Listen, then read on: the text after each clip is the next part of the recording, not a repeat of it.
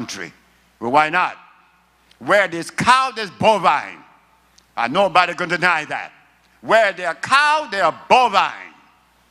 And you were telling me that the people that took those cows to Africa is being kind to us when they know that these animals are poisonous? Are they being kind to us?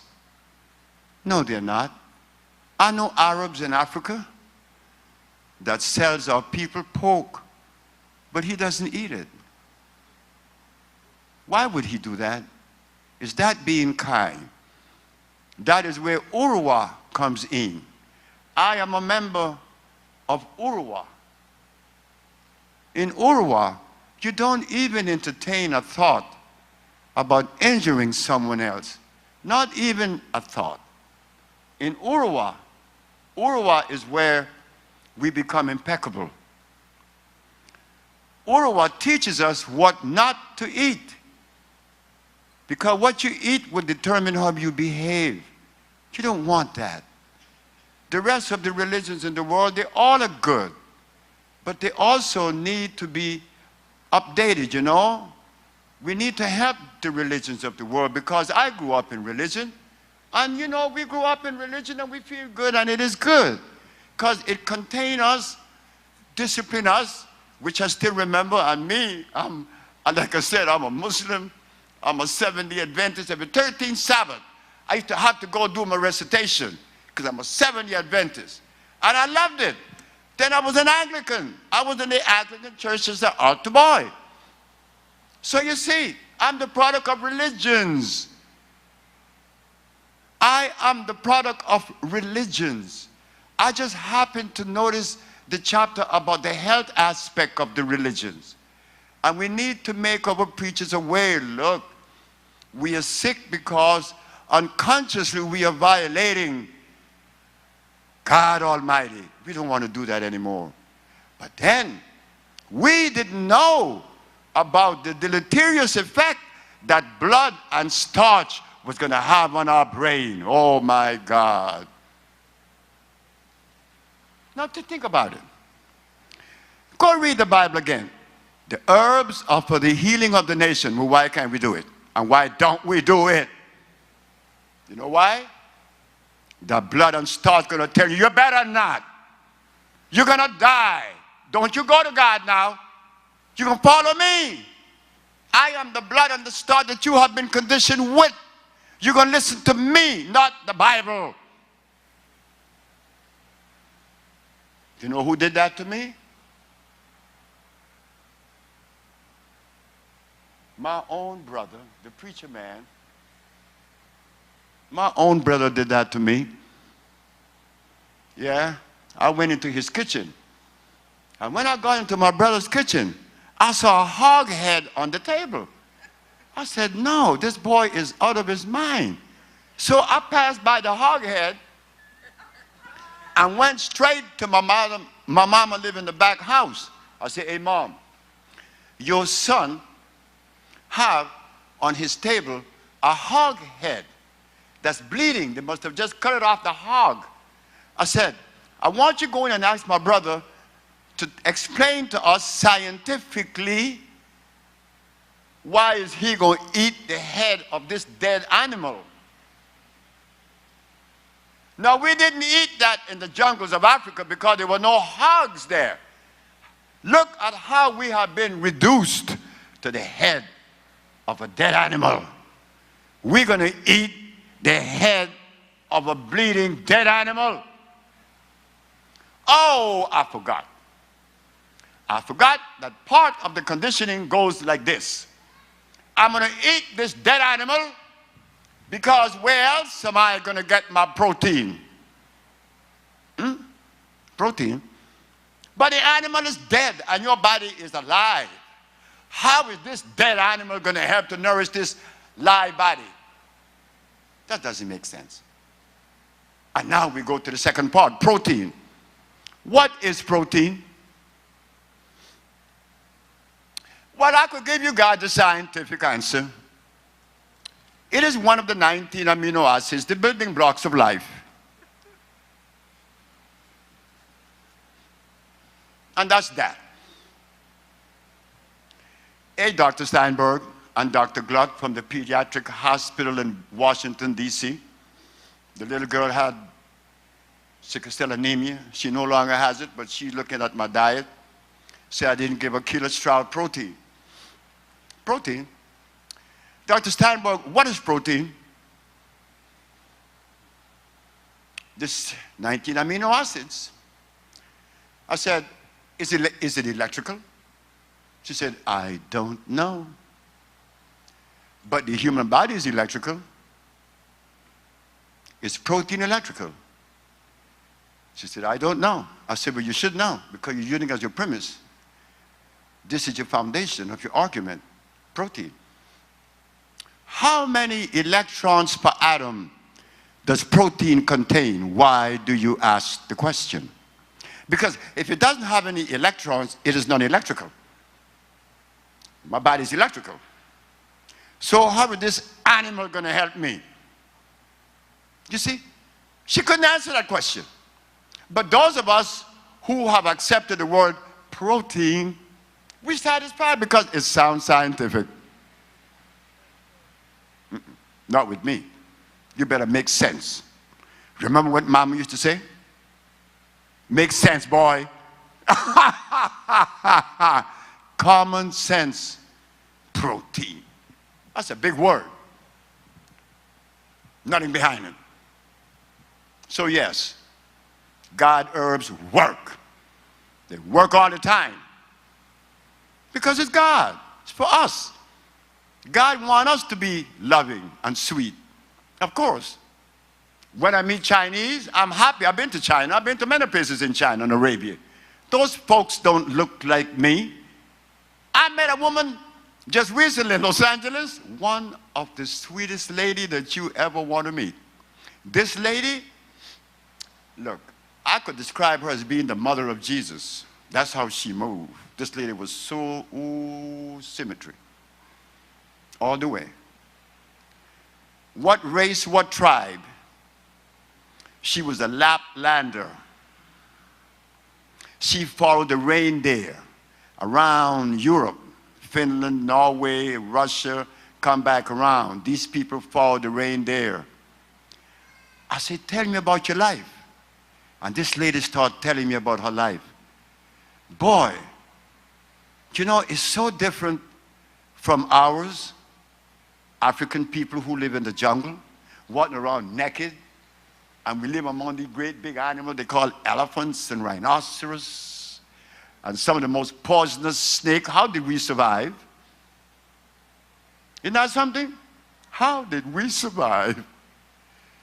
By the grace of God Almighty. That's how we survived, and we will always survive. So now, Urua brings with it the healing which brings peace, which in turn brings love. And with that, I end. This is the end of our little chapter. But we come to the better part. Question and answers, Q&A.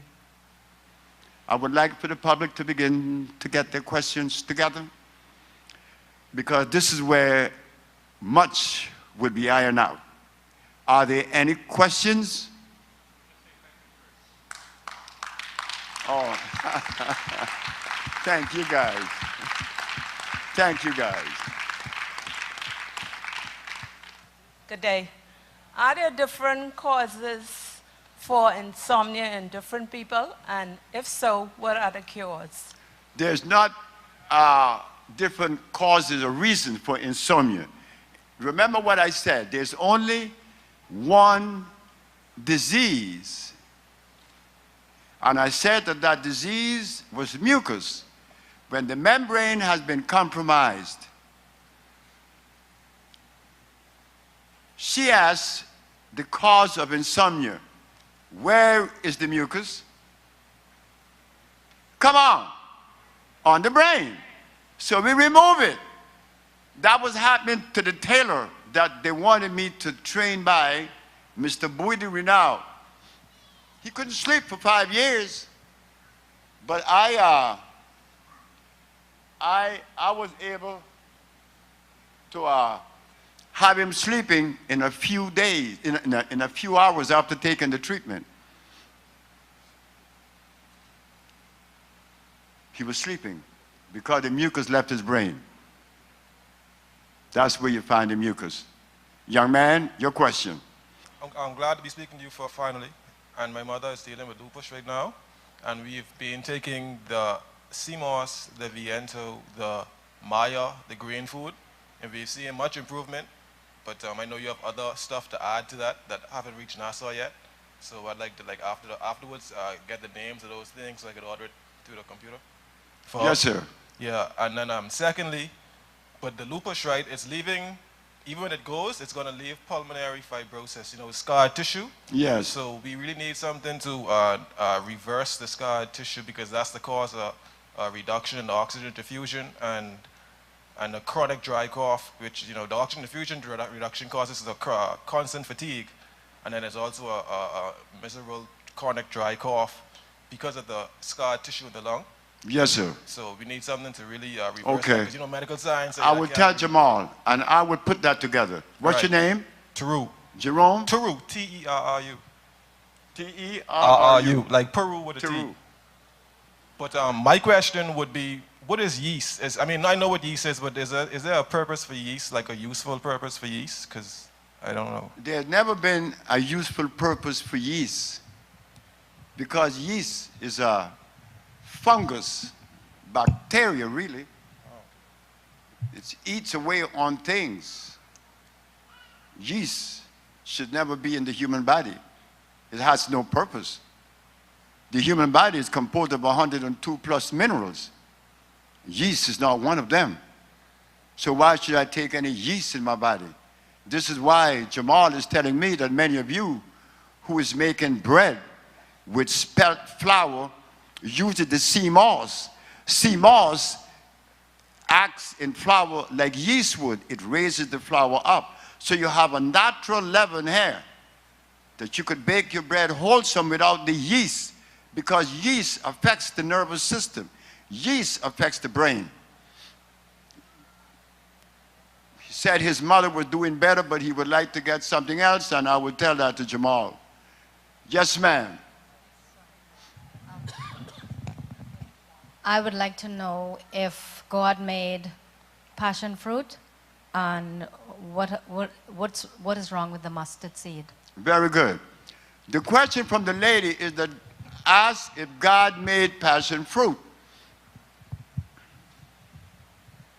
Well, the answer is no. God did not make passion fruit.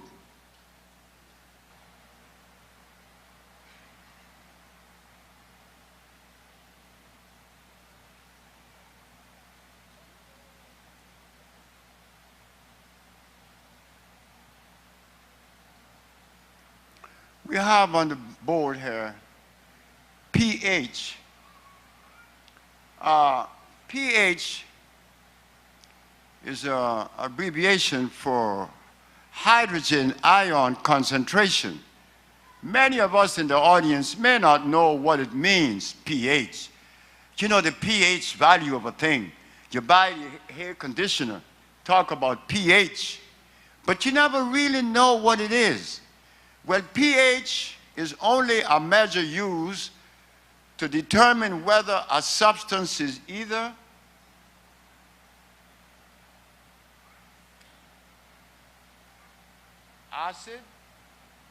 acid or alkali.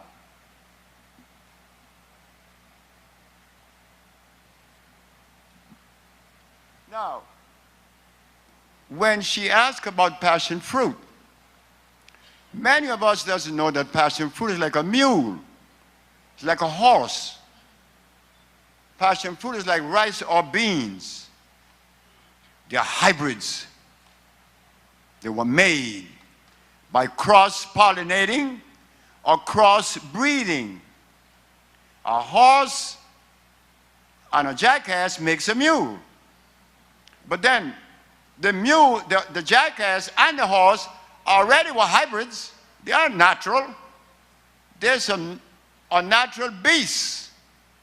You see, when you talk about animals and plants, any plant that is grown in a farm, oh, that's a farm bred, that's a natural farm bred, an apple, a pear, a plum.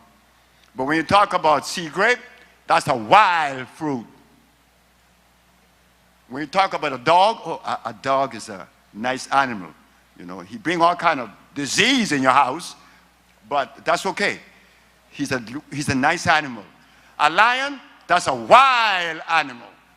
Everything that God made is wild. Why can it be natural? Why can the word natural be used instead of wild? So we go over here. 7, 6, 5, 4, 3, 2, 1. If a substance is 1 in acidity and you take it, you will die within minutes. If it's 2, you may live hours or months. But if it's 3, you will live a little bit longer, but you're going to die quick, surely. But garlic that you put in your food is 3.3. You could do the research. Now here you're using a substance that they tell you is good. But garlic is 3.3. Passion fruit at least is 4. See, passion fruit.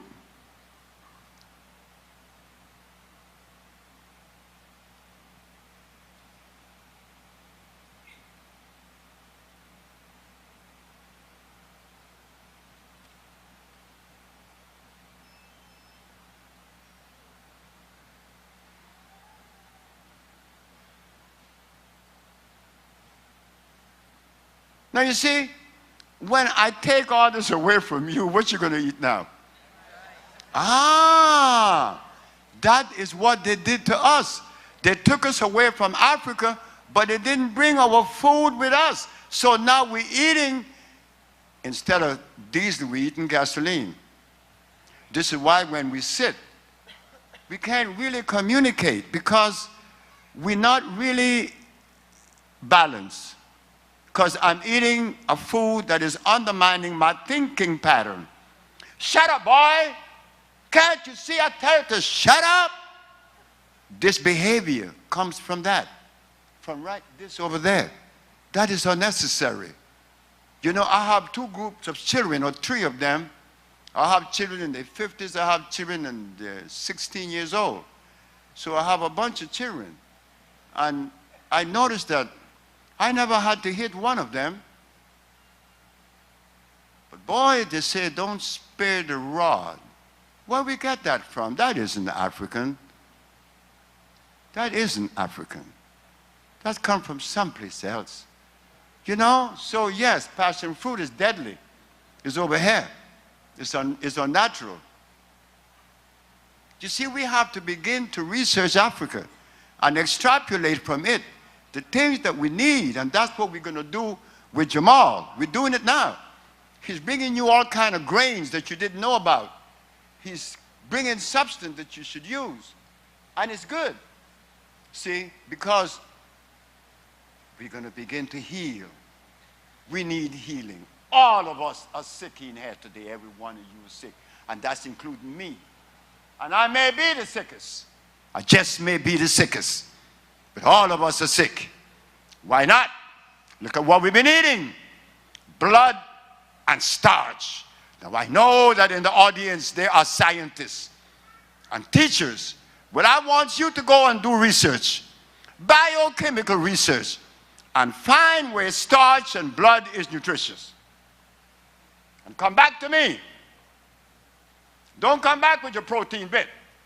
Because that doesn't hold water. Protein has no electricity. And notice carefully, they tell us that the greatest source of protein is a hog. Well, in nature, the more you drink, the more you eat, the better it is for you. Well, in the other world, the inorganic world where you're going to eat a dead animal, you eat that hog, get protein from it, and see how long you will live. I have a question.